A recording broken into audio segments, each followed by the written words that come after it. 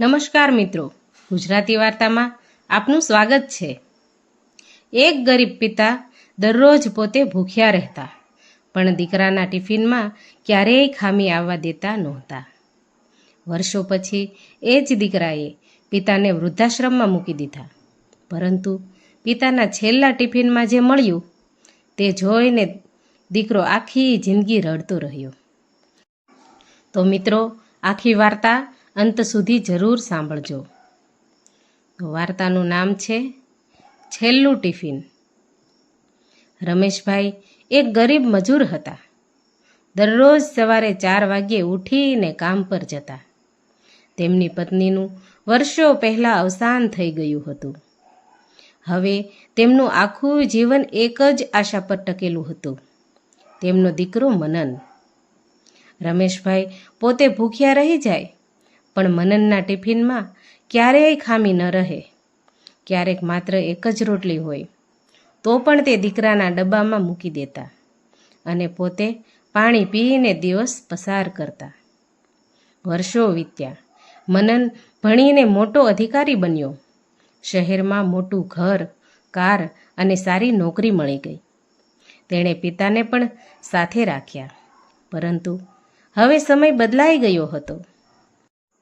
એક દિવસ વહુએ કહ્યું, પપ્પાજી આખો દિવસ ઘરમાં જ હોય છે, તેમને વૃદ્ધાશ્રમમાં મૂકી દઈએ તો સારું। મનન ચૂપ રહ્યો। બીજા જ દિવસે પિતાને વૃદ્ધાશ્રમમાં મૂકી આવ્યો। રમેશભાઈએ કંઈ કહ્યું નહીં, માત્ર એક જૂનો ટિફિન હાથમાં લઈને બેઠા રહ્યા।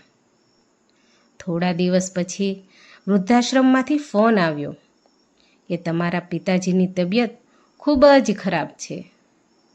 મનન દોડતો પહોંચ્યો। પિતા પથારીમાં હતા। તેમણે ધીમેથી કહ્યું, બેટા, આ ટિફિન લઈ જજે। રમેશભાઈએ અંતિમ શ્વાસ લીધો। મનને ટિફિન ખોલ્યો।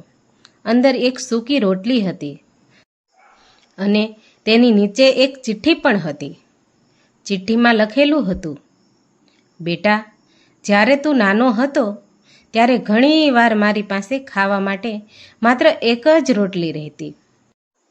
એ એક રોટલી હું તારા ટિફિનમાં મૂકી દેતો અને પોતે ભૂખ્યો રહેતો। આજે પણ આ છેલ્લું ટિફિન તારા માટે જ રાખ્યું છે। કદાચ હવે તને સમજાશે કે પિતાનો પ્રેમ શબ્દમાં નહીં, પરંતુ ત્યાગમાં છુપાયેલો હોય છે। ચિઠ્ઠી વાંચતા જ મનના હાથ કંપી ગયા। આંખોમાંથી આંસુઓની ધાર વહેવા લાગી। તેણે પહેલીવાર સમજ્યું કે દુનિયાની સૌથી મોટી સંપત્તિ પૈસા નહીં, પરંતુ માતા પિતાનો નિસ્વાર્થ પ્રેમ છે। તે દિવસે મનન પોતાના પિતાને પાછો લાવી શક્યો નહીં, પરંતુ પોતાના ઘરના દરવાજા પર એક પાટિયું જરૂર લગાવ્યું। એ પાટિયા પર લખેલું હતું કે આ ઘરમાં માતા પિતાનું સ્થાન ભગવાનથી પણ ઊંચું છે। નીતિ: માતા પિતાનો પ્રેમ તે જ્યાં સુધી જીવતા છે ત્યાં સુધીમાં ઓળખો, કારણ કે સમય વીતી જાય છે પછી પસ્તાવો જ મળે છે, પરંતુ માતા પિતા પાછા મળતા નથી।